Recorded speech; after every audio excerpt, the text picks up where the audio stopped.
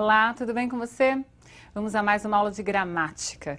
Vamos continuar a falar sobre sintaxe. Você deve se lembrar que a sintaxe em gramática trata da relação entre palavras, entre termos.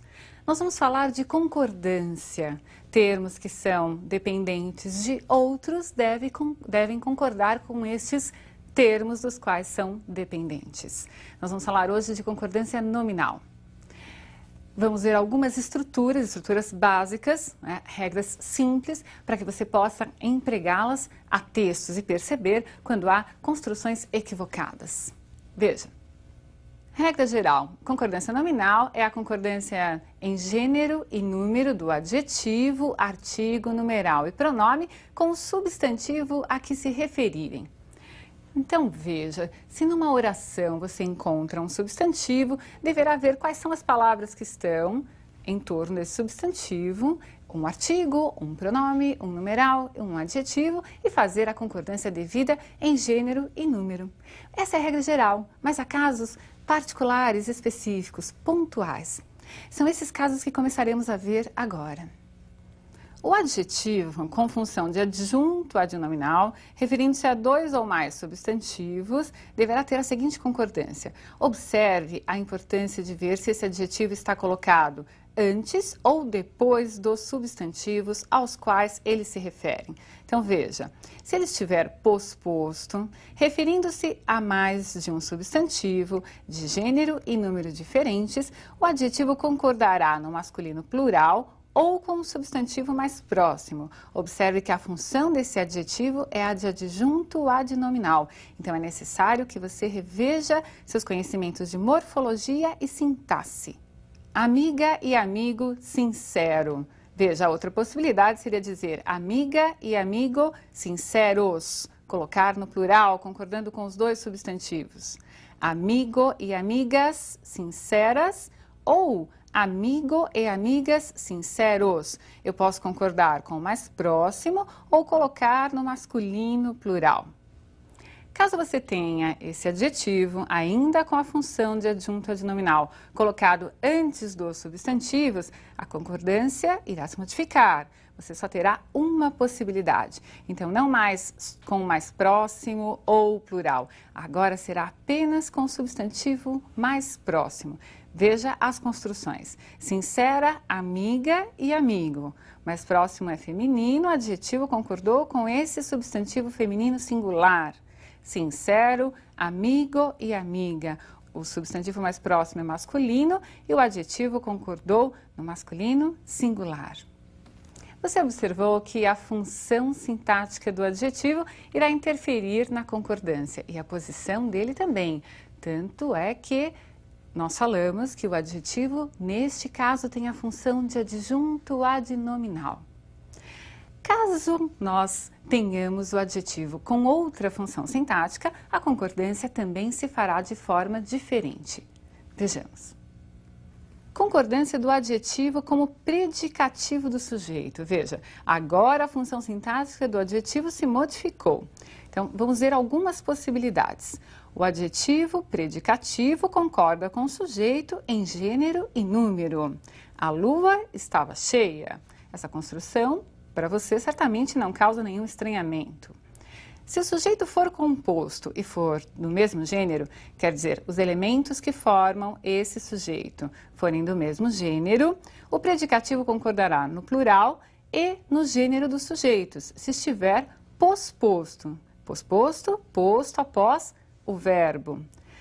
A lua e o céu estavam maravilhosos. Eu tenho aqui gêneros diferentes, por isso prevaleceu o masculino. Se eu tivesse dois elementos do mesmo gênero, eu teria maravilhoso, né, que é o predicativo. Se fossem, por exemplo, a lua e a estrela, né, eu diria estavam maravilhosas. Tudo bem? Então, eu vou observar qual é o gênero dos substantivos.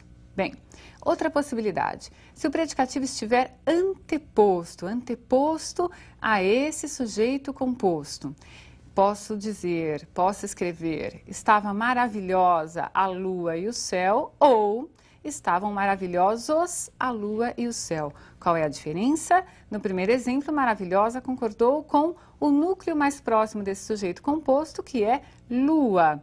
Observe que o verbo ficou no singular também. E no segundo exemplo, maravilhosos refere-se a lua e céu. Como são substantivos de gêneros diferentes, o masculino prevalece e o verbo também foi para o plural. Muito bem. Se esse adjetivo for predicativo do objeto, não mais predicativo do sujeito, a concordância também será diferente. Você deve se lembrar do predicativo do objeto, aquela característica ou estado que se refere ao objeto, né? E que tem relação, que é uma consequência da ação verbal. Nós vamos agora pensar que o objeto vai ter mais de um núcleo substantivo. A concordância é única. Veja. Julguei inadequados seu comportamento e sua fala. Julguei seu comportamento e sua fala inadequados.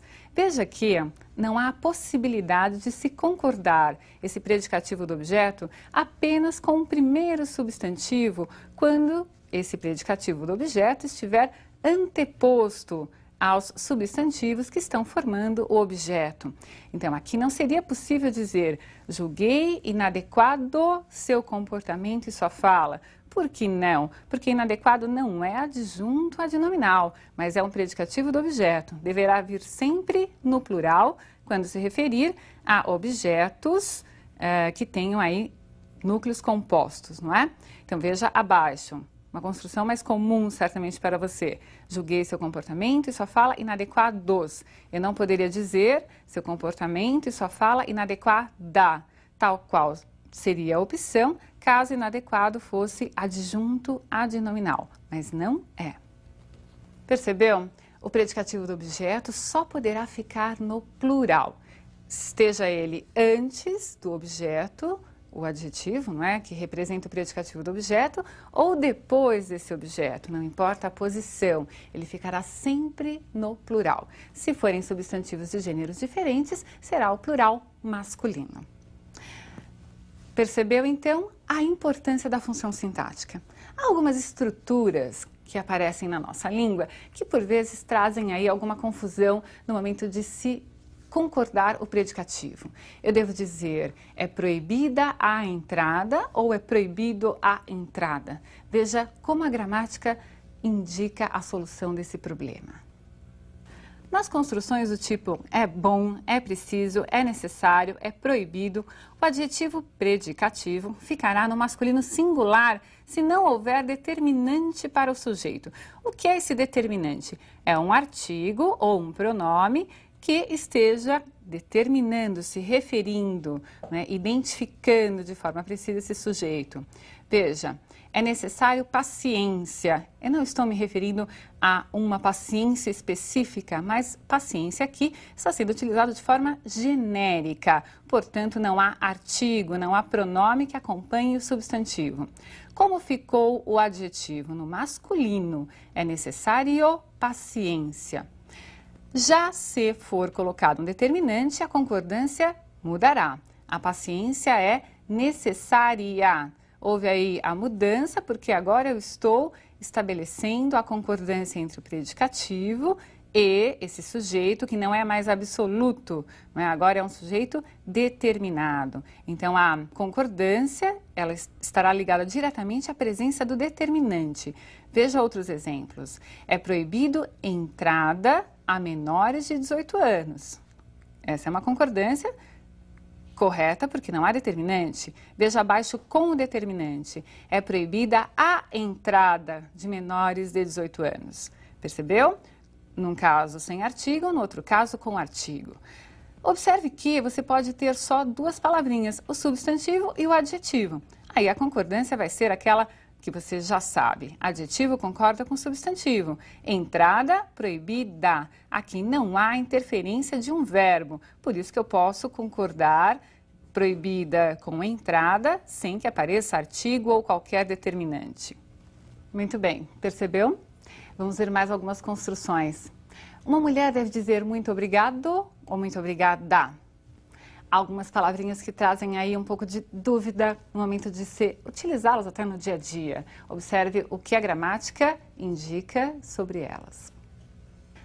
As palavras anexo, obrigado, mesmo, incluso, quite, leso, quando acompanham substantivos, são adjetivos. Portanto, devem concordar com o nome a que se referem. Então, vejam lá. Analise os documentos anexos. Anexos concorda com documentos. Elas mesmas faziam suas roupas. Né? Mesmas está concordando com elas. Muito obrigada, disse Juliana ao amigo. Obrigada, na verdade, está aí se referindo a Juliana. É ela quem está dizendo. Muito bem, então se é uma mulher que está falando, esse obrigado vai concordar com a mulher e vai virar uma obrigada. Essa é a ideia que nós devemos ter sobre estas palavras. Há algumas palavras, porém, que são invariáveis. Ser invariável significa não ter flexão alguma, nem de gênero, nem de número, em qualquer circunstância. Veja duas dessas palavras. Alerta e menos são invariáveis. Então, veja, mesmo que se refiram a substantivos, não serão flexionadas. Segundo a polícia, houve menos pessoas na passeata e não menos pessoas. Os soldados estavam alerta, né? É o modo como eles estavam. É claro que, se alerta fosse colocado ao lado de soldados, passaria a ter função de adjunto adnominal.